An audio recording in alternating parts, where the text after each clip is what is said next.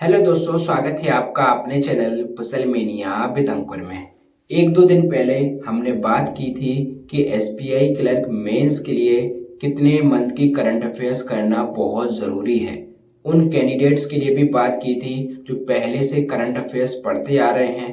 उन कैंडिडेट्स के लिए भी बात की थी जो प्री रिजल्ट के बाद मेंस की तैयारी शुरू करेंगे। आज हम बात करेंगे कि एसबीआई क्लर्क मेंस की कट ऑफ को कैसे पार किया जाए।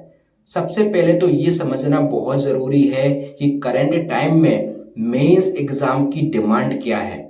नंबर वन, जब आप प्री की तैयारी कर रहे थे तो प्री में सबसे ज़्यादा फोकस होता है स्पीड पर, लेकिन मेंस एग्ज़ाम में स्पीड से ज़्यादा इम्पोर्टेंट होगा आपके कॉन्सेप्ट क्लियर होना। Number two, SBI clerk mains में पेपर आपको बिल्कुल भी ऐसा देखने को नहीं मिलेगा कि आपको पूरे में से पूरे क्वेश्चंस अटेम्प्ट करने हो। काफ़ी सारे क्वेश्चंस छोड़ने लायक भी होंगे। आप पिछले कुछ सालों की कट ऑफ देखोगे तो एसबीआई क्लर्क मेंस में स्टेट वाइज कट ऑफ की रेंज 70 से 90 तक देखने को मिली है। लगभग 50% से भी कम कट ऑफ देखने को मिली है। इसलिए यहाँ पर क्वेश्चन का सिलेक्शन बेहतर होना बहुत ज़रूरी है कि किस क्वेश्चन में आपको टाइम इन्वेस्ट करना है और किस क्वेश्चन को आपको स्किप करना है। क्योंकि बहुत सारे स्टूडेंट्स देखने को मिलते हैं मेंस एग्जाम में कि उनका क्वेश्चन का सिलेक्शन गलत हो जाता है, तो या तो वो पजल में फंस जाते, या तो वो डीआई में फंस जाते हैं, या फिर किसी क्वेश्चन में फंस जाते हैं। उससे होता क्या है कि टाइम का टाइम बर्बाद हुआ, ना तो वो क्वेश्चन बना और उसका सीधा इम्पैक्ट ओवरऑल अटेम्प्ट में देखने को मिलता है। इसलिए मेंस एग्जाम में आपका क्वेश्चन का सिलेक्शन बेहतर होना बहुत ज़रूरी है। और नंबर थ्री, भले ही आपको सारे क्वेश्चंस अटेम्प्ट नहीं करने हैं, लेकिन आपको सारे टॉपिक्स आने बहुत ज़रूरी हैं। अब ऐसा क्यों? क्योंकि काफ़ी सारे स्टूडेंट्स होते हैं जिनके जो टॉपिक्स स्ट्रांग होते हैं उन पर उनका ज़्यादा फोकस होता है। जो टॉपिक्स उनको नहीं आते हैं उनको वो छोड़ देते हैं। अब ऐसे में होता क्या है कि मान लीजिए मेंस एग्ज़ाम में जो टॉपिक आपका स्ट्रांग था उससे क्वेश्चन आ गया टफ, जो टॉपिक आप छोड़ कर आए थे उससे क्वेश्चन आ गया सरल।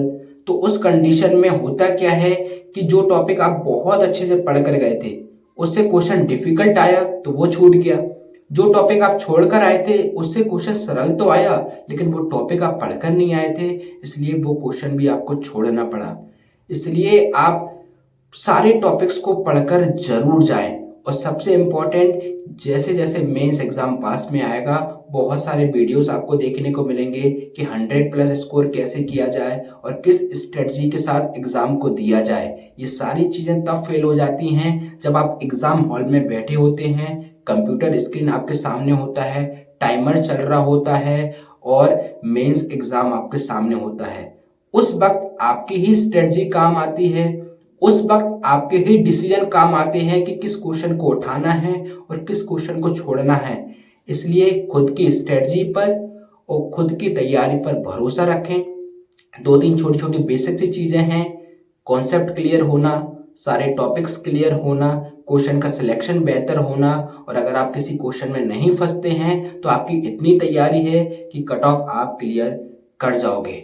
बाकी कोई भी डाउट है आप कमेंट में पूछ सकते हैं। मिलते हैं फिर नेक्स्ट वीडियो में, जब तक के लिए धन्यवाद।